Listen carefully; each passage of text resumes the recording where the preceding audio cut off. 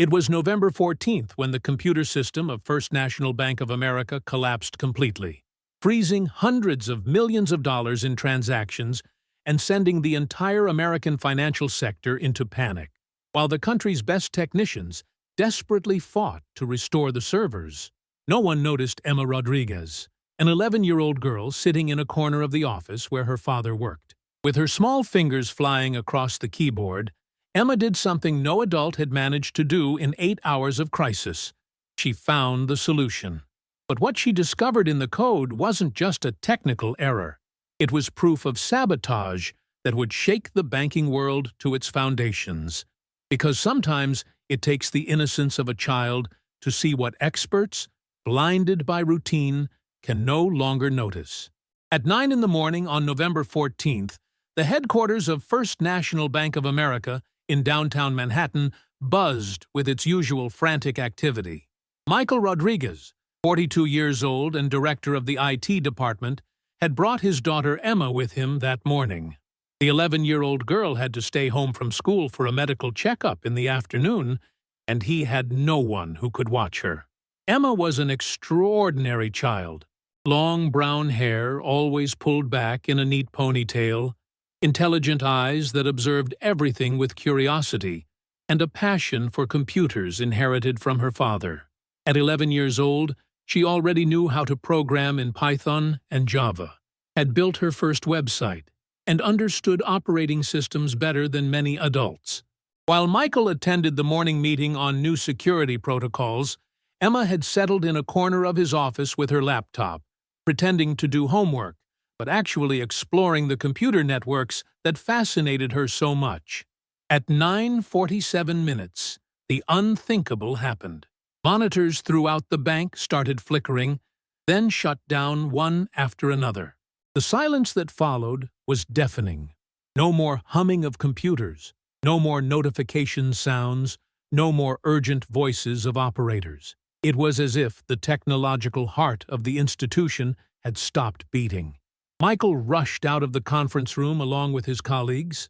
The CEO, Robert Thompson, was already in the control center, his face pale and eyes fixed on the black monitors that moments before had shown real-time data streams. The head of the technical department, Alexander Williams, had trembling hands as he tried to restart the main systems. It was a total collapse. All servers had gone offline simultaneously. Michael rushed to his emergency workstation, but even the backup systems were unreachable. Meanwhile, the consequences of the blackout began to be felt. Phones rang incessantly with calls from partner banks, investment companies, institutional clients who could no longer access their accounts. The Treasury manager announced with a trembling voice that they had lost control of $350 billion. While adults ran from office to office in panic, Emma remained seated at her spot, observing the scene with the typical calm of children.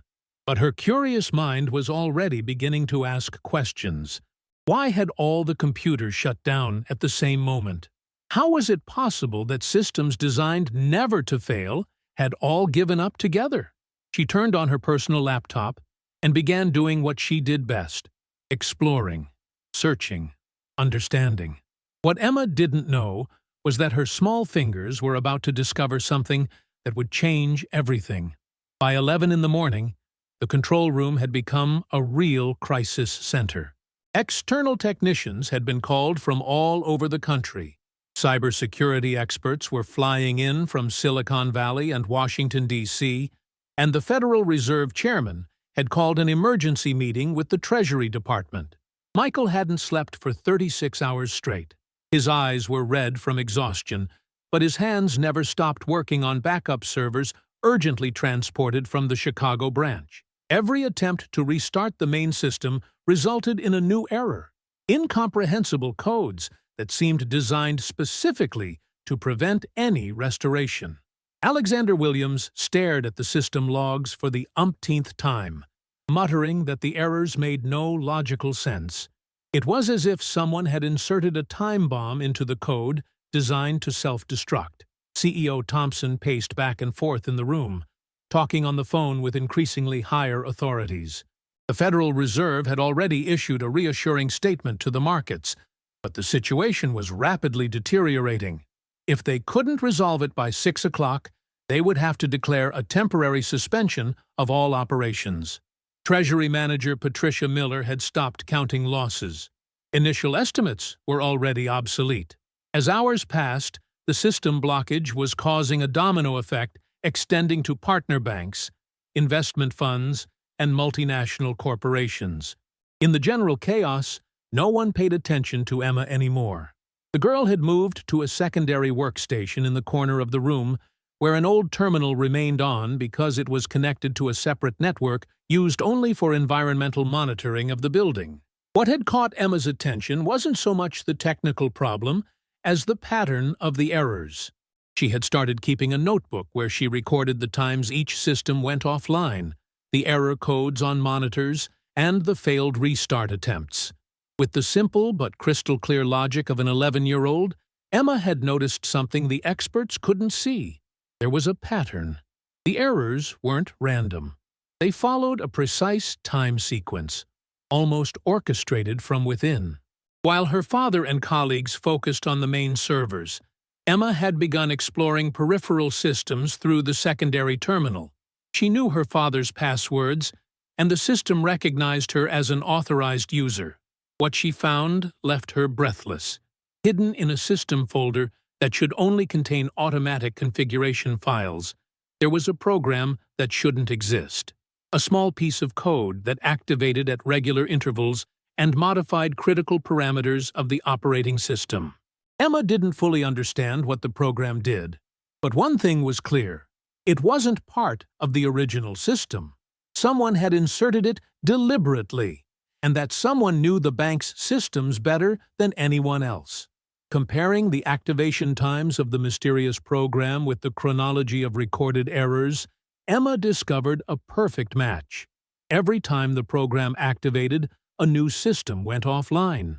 But the most shocking discovery was yet to come. Digging into the code, Emma found a hidden digital signature, practically invisible, that identified the program's creator. A name she knew well, because she had heard it spoken with respect in her house for years. The sabotage didn't come from outside. It had been orchestrated by someone inside the bank. Someone with access to the most protected systems. Someone everyone considered above suspicion. Emma looked across the control room, observing the men in suits and ties running desperately. One of them was responsible for the disaster that was paralyzing the American banking system. But how could a child accuse an executive of sabotage? And above all, how could she prove it?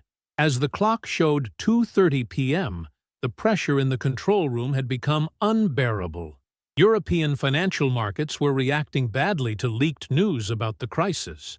The Dow Jones had lost 4% in just a few hours, and major American bank stocks were crashing.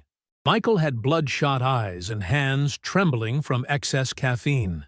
Together with the emergency team, he was trying to rebuild the system from scratch using the oldest backups, but every attempt encountered new, apparently inexplicable problems. Emma, from her corner, continued her silent investigation. She had discovered that the sabotage program wasn't just taking servers offline, it was also copying sensitive data and sending it to an external server through an encrypted connection that went unnoticed by the bank's monitoring systems. The girl didn't have the technical expertise to fully decrypt the code, but her logical mind allowed her to follow the data flow and understand the general structure of the attack. Whoever had designed this sabotage didn't just want to paralyze the bank, they also wanted to steal information. Analyzing data transfer logs, Emma made a discovery that made her go pale. The program was accessing the dormant accounts database, those belonging to deceased clients or inactive for years. Thousands of accounts containing sums that, in the general chaos, no one would notice if they disappeared. It was a diabolically intelligent plan. Use a system crisis to cover a large-scale theft, transferring funds from accounts that probably wouldn't be checked for months. Emma looked at the clock on the wall. It was 3 o'clock. The program, according to observed patterns, would reactivate soon for the final phase of the operation. She had to do something. But what? She looked around the room.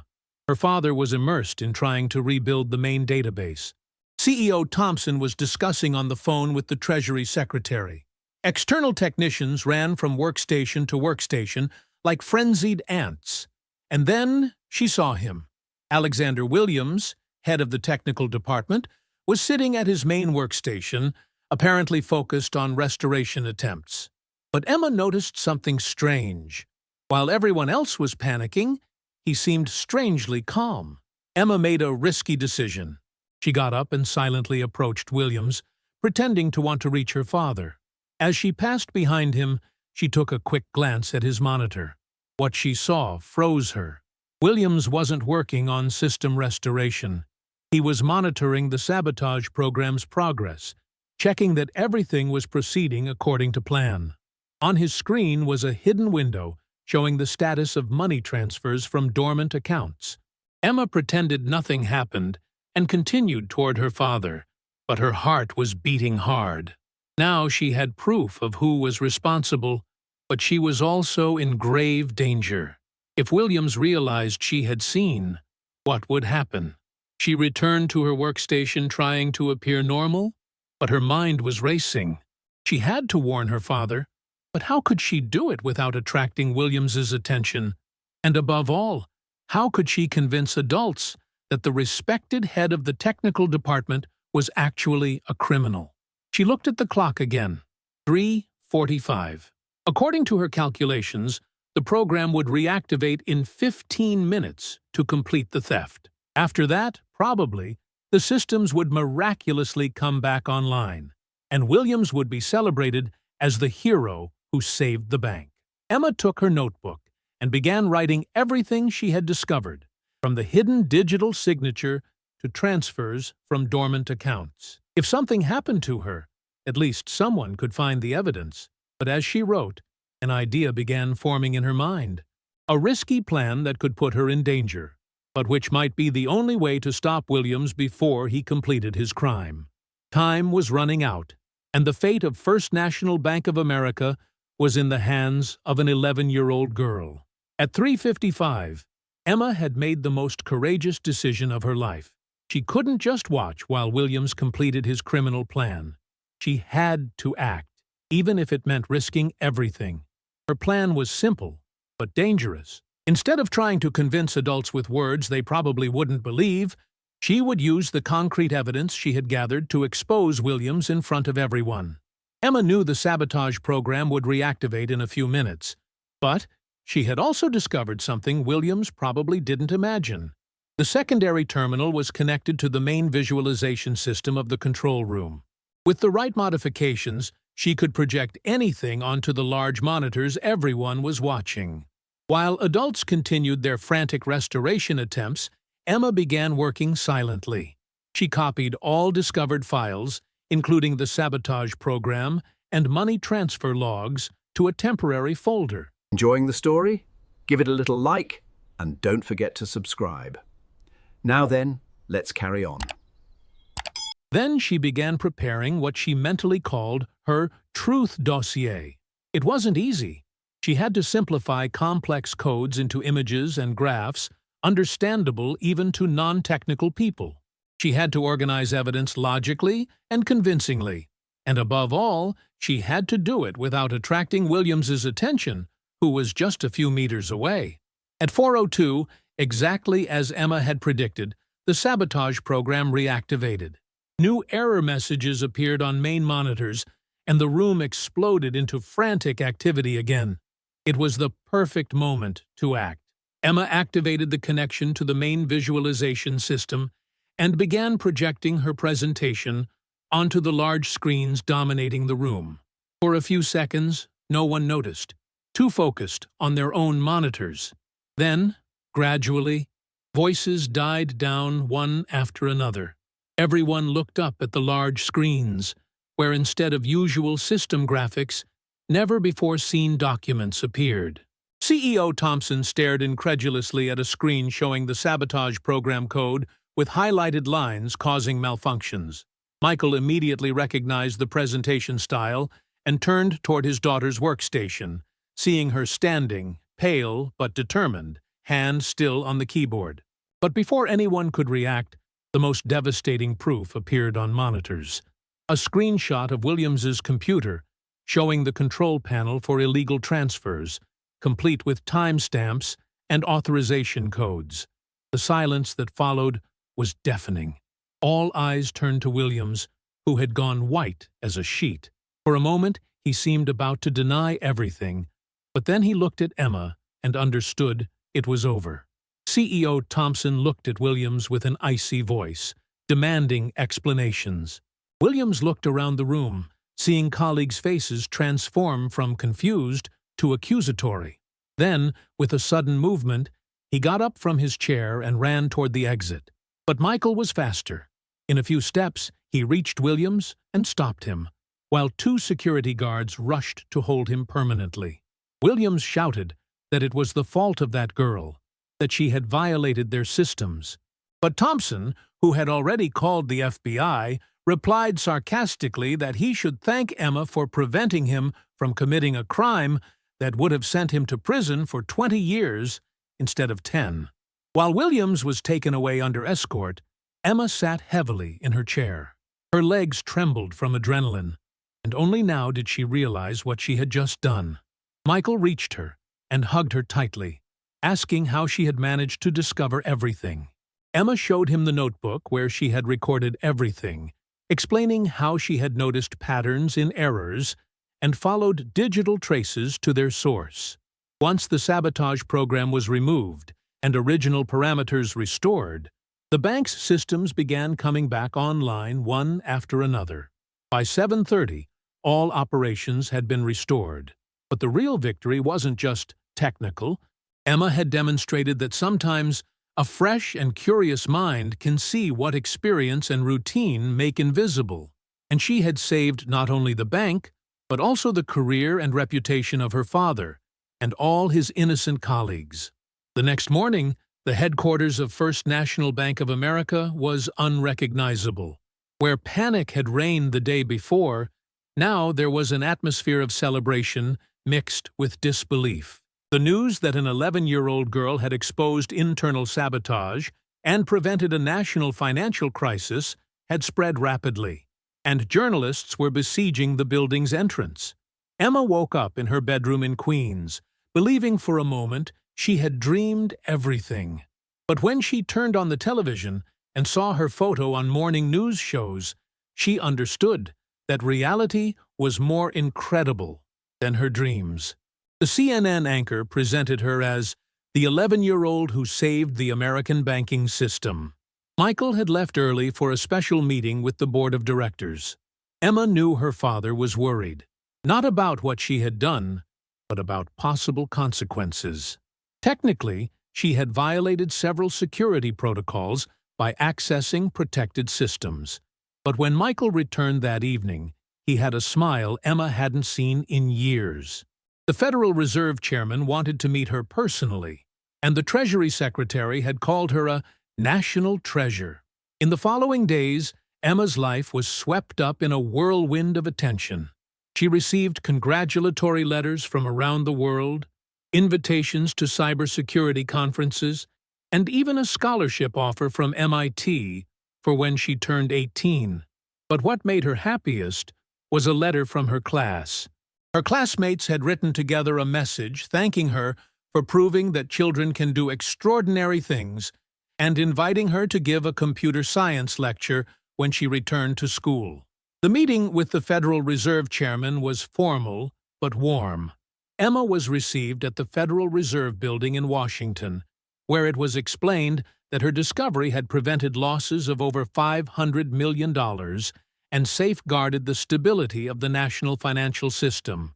The chairman told her that what she had done went beyond technique. She had demonstrated that curiosity and honesty are the most powerful weapons against corruption and crime. But Emma, with the particular wisdom of children, asked a question that left everyone present speechless. She asked how they could be sure there weren't others like Williams in the bank.